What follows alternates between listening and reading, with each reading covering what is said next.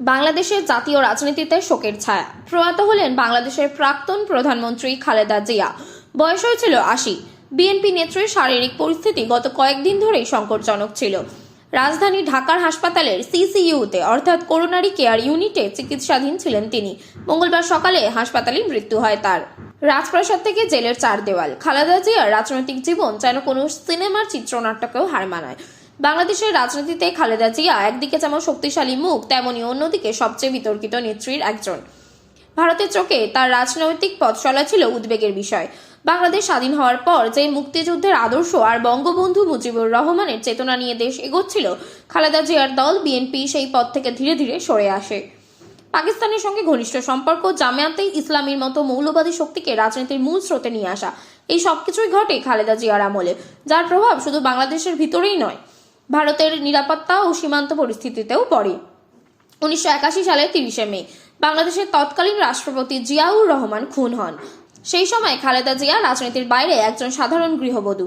কিন্তু স্বামীর মৃত্যুর পর বিএনপির ভেতরে যখন নেতৃত্ব সংকট তৈরি হয়, তখনই রাজনীতিতে নামার সিদ্ধান্ত নেন তিনি। ১৯৮২ সালে ১৩ জানুয়ারি বিএনপির প্রাথমিক সদস্য পদ নেওয়ার পর ৭ নভেম্বর জিয়াউরের সমাধিস্থলে শ্রদ্ধা জানিয়ে জীবনের প্রথম রাজনৈতিক ভাষণ দেন খালেদা জিয়া। এরপরেই শুরু হয় বাংলাদেশের রাজনীতিতে তার পদচারণ। খুব অল্প সময়ের মধ্যে দলের মুখ হয়ে ওঠেন খালেদা জিয়া। এরশাদ সরকারের বিরুদ্ধে আন্দোলনে নেমে তিনি দ্রুত জনপ্রিয়তা পান। সামরিক শাসনের বিরোধিতা করে নিজেকে গণতন্ত্রের প্রতীক হিসেবে তুলে ধরেন। ১৯৮৪ সালে বিএনপির চেয়ারপারসন হন তিনি। এই সময় আন্তর্জাতিক মহলেও তার পরিচিতি বাড়ে।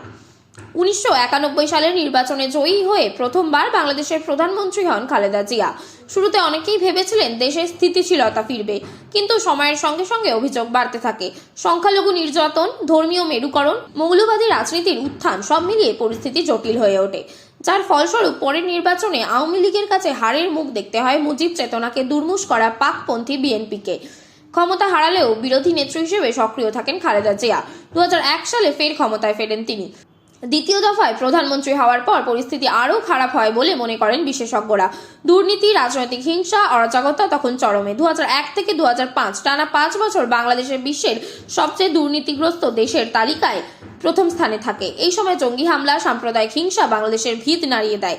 ২০০৭ সালে রাজনৈতিক অস্থিরতার জেরে সেনা সমর্থিত তত্ত্বাবধায়ক সরকার ক্ষমতায় আসে।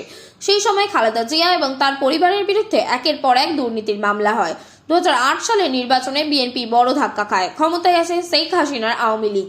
সেই সঙ্গে বাংলাদেশে আবারও জোরালোভাবে ফিরে আসে মুক্তিযুদ্ধের চেতনা। ভারতের সঙ্গে সম্পর্ক নতুন করে শক্ত হয়। এরপর ২০১৮ সালে অরফানেজ ট্রাস্ট দুর্নীতি মামলা এবং চ্যারিটেবল ট্রাস্ট দুর্নীতি মামলায় খালেদা জিয়াকে মোট ১৭ বছরের কারাদণ্ড দেওয়া হয়। দুর্নীতি মামলায় জেলবন্দী হয়ে রাজনৈতিকভাবে আরও কোণঠাসা হয়ে পড়েন তিনি। ২০১৯ সালের এপ্রিলে চিকিৎসার জন্য তাকে জেল থেকে হাসপাতালে স্থানান্তর করা হয়। এরপর ২০২০ সালে মার্চে মানবিক কারণে তাকে ৬ মাসের জন্য গৃহবন্দী করে জেল থেকে মুক্তি দেয় শেখ হাসিনার সরকার। পরবর্তীকালে ২০২৪ সালে জুলাই বিপ্লবের পর বাংলাদেশের অন্তর্বর্তীকালীন সরকার তার শাস্তি মুকুব করে। এরপর থেকে বাংলাদেশের রাজনীতিতে উঠে আসে খালেদা জিয়ার নাম। শোনা যায় ফের বিএনপির হয়ে ভোটে দাঁড়াবেন তিনি।